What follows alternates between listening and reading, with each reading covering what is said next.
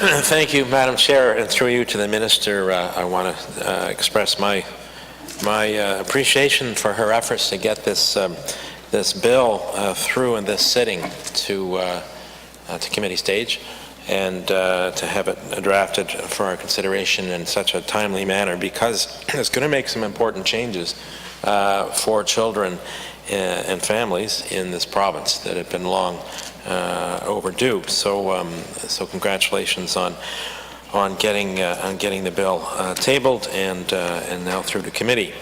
I only have a couple of questions on it because I well understand the intent of the bill and its provisions, but I do want to ask about the definition of kin.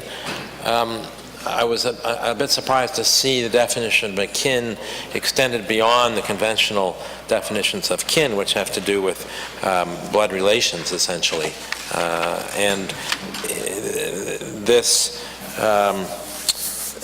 definition of kin is extended to include other significant persons who have an attachment to a child or who are known to the child. Now, my esteemed colleague from Kent South did ask some questions around this, but I do want to understand why the Minister decided to broaden this definition as she has done beyond kin, and quite broadly beyond kin, as a dictionary would define it, to include not only a person who has a significant person who has an attachment to the child, which I could imagine a godparent or an equivalent in whatever the family's tradition is. I guess I could see that, but to also include a significant person who is known to a child. If she could explain the rationale for expanding the definition so broadly, I would appreciate it. Thank you.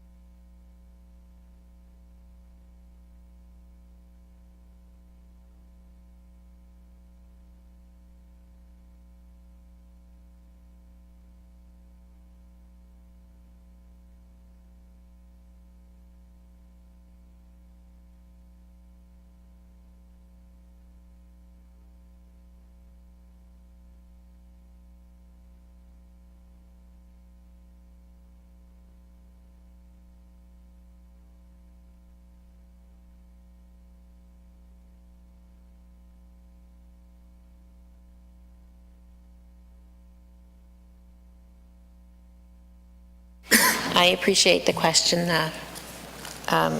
this morning. So kin, the significant other, the reason it's in there is because families are sort of bigger than just blood now. And so there may be close friends of the family who are involved and have been involved with that child from even sometimes the time of their birth. You have caregiver babysitters who may be involved with children from the time that they were born, who know the child well, the child knows them well.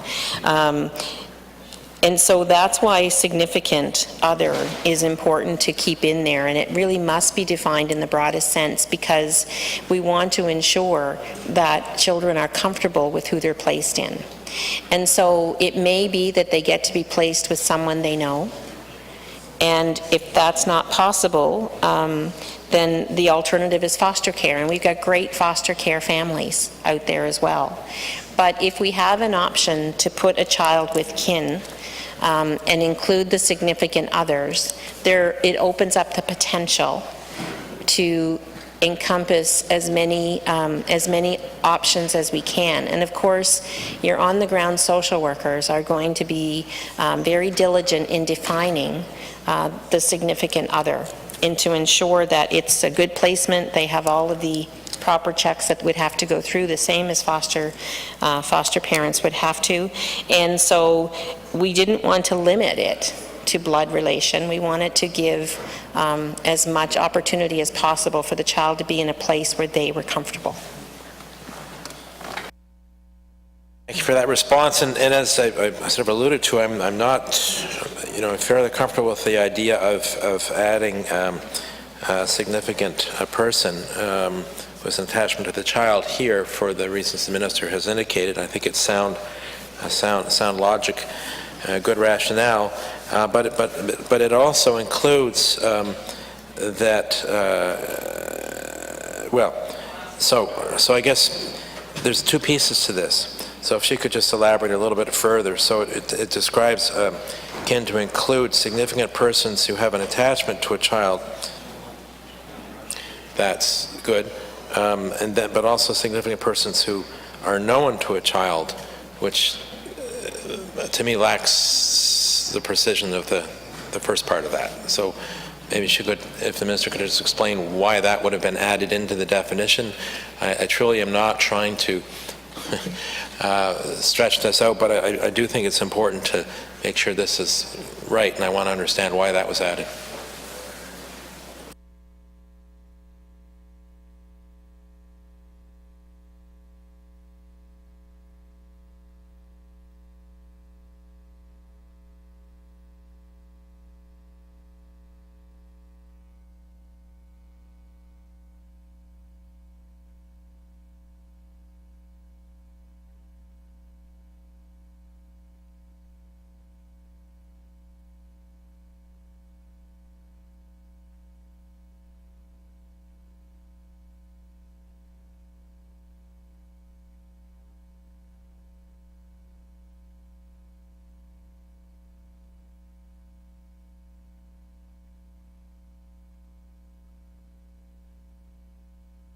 So I think one of the easiest ways to explain it is that having an attachment to the child, that's easy to understand, and known is that we would not send a child to someone they don't know unless it's the last option, which would be foster care. And then foster care is not always the last option either, because I've met her foster parents recently, and they're a pretty incredible group of people. So I don't in any way want to diminish their role, because it's so important. I can also think too that when I'm thinking of when if we want to keep a child in community, and suggesting like with First Nations. So, but again, we would want to be sure that the child is going with people who are known to them. And Leanne to my right here gave me a good example. She said, I have 2 nephews, and if anything happened to my family members that they came into my care, at least they know me. Maybe they don't have a serious attachment to me yet, but they are known. And of course, that would be a family member too. And I understand that the question could also be that, when we're dealing with significant other, then we assume perhaps that we're dealing with an outside the family arrangement. But I think the known is there for the purpose of stating that we want the child to know who they are. That response, Madam Chair, I think that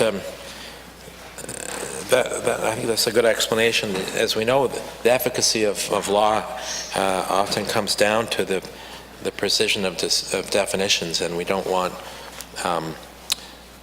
to get into unintended consequences because definitions aren't the rationale for the definitions not well established. But clearly here it is, and I'm comfortable with the minister's explanation. So thank you for that. That makes me feel better. Not that this is about making me feel good, but just in terms of my thinking about the logic here. The other thing I have as a question really is kind of a technical one. I just want to, because, you know, the bill is quite clear and straightforward, but this was just a bit confusing to me. I just want to make sure I'm clear why this is here. So at the end of the bill, under consequential amendments, in Section 21, we have Section 21.1, Section 2 of an Act to amend the Family Services Act, Chapter 8 of the Acts of New Brunswick 2010 is repealed. Is this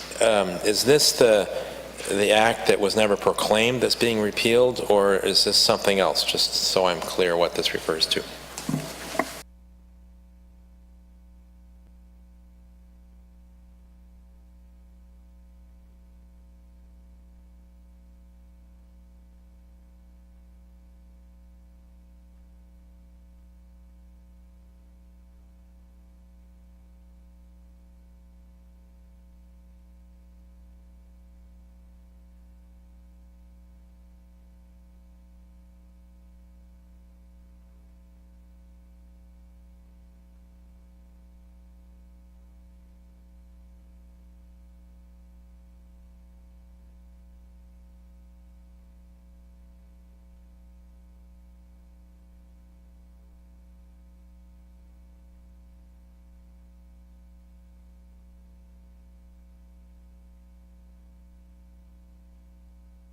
Through you, Mr. Chair, you're absolutely right.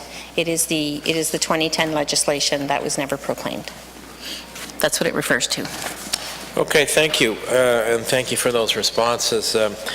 Madam Chair, once again, I want to just recognize the Minister's initiative here, but I of course understand that for this to come forward, Cabinet would have had to be supportive, and so appreciation of our colleagues for ensuring this bill came before us in such a timely manner. Thank you, Madam.